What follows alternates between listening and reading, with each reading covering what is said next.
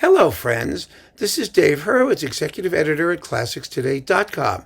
I was trolling around through a stack of Australian Eloquence releases, and I came across one that I really think will interest a lot of you. It's quite splendid and unexpected. It's Yvonne Minton sings Mahler. Now, this is obviously sold as an Yvonne Minton set. It's 2 CDs with all of her Mahler recordings. It's not that there were tons of them, but what's in here is first rate. First of all, Yvonne Minton was an excellent singer. The whole reason that this is coming out is because she was Australian. And so Australian Eloquence has, a bit of a mandate for the local market to do tributes to artists who were Australian. But beyond that, she appeared in several opera productions and other things for Decca over the course of her career. She was never the prima donna type, and she didn't have many opportunities to step out of the shadows and really shine. She was usually a cast member, a team player. And she was always reliable, a very, very good singer, but not somebody who you think of as perhaps in a major solo role. Her Mahler recordings consist of the following.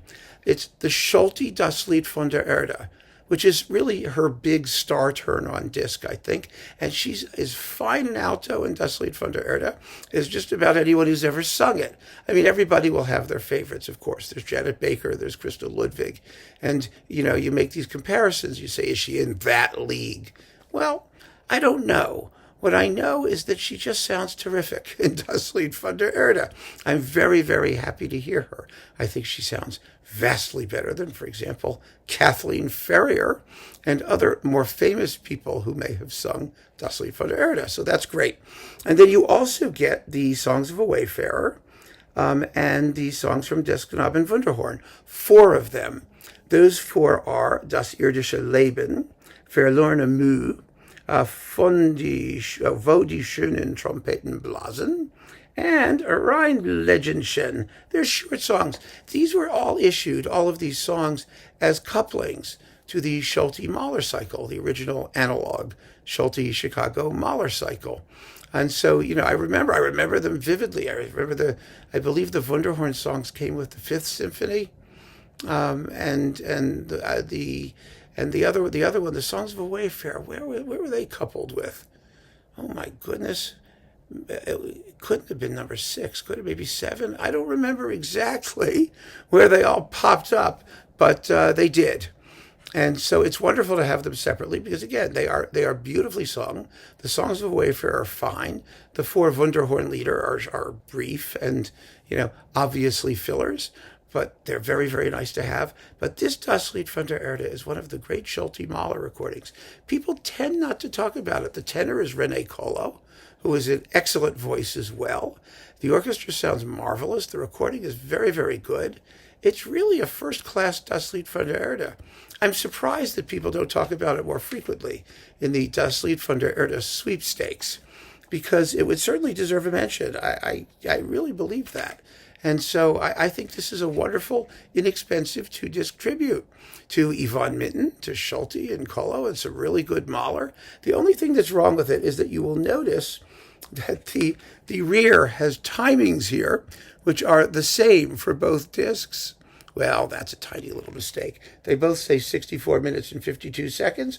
Obviously, the second disc of song bits only adds up to about 32 minutes, 31 minutes, somewhere 31 minutes in the bit. But the Das Lied is 64 minutes and 52 seconds. It has a fantastic Abschied. One of the slower ones out there. Speaking of 32 minutes, that's how long it is.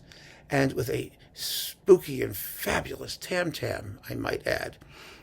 Something that really matters, not just because I'm a percussionist, because this baby here,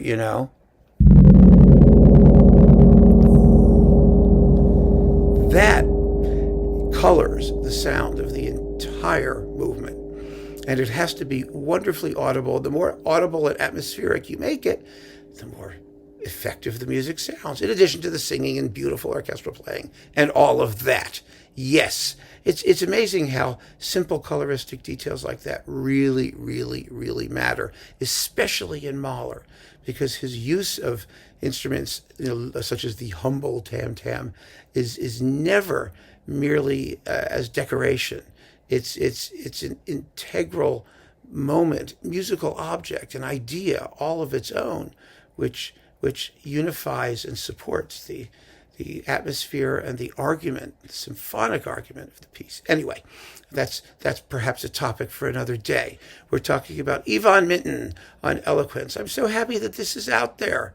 Good for her, terrific, and good for you if you happen to purchase it. So keep on listening, friends. Thank you for joining me. Take care.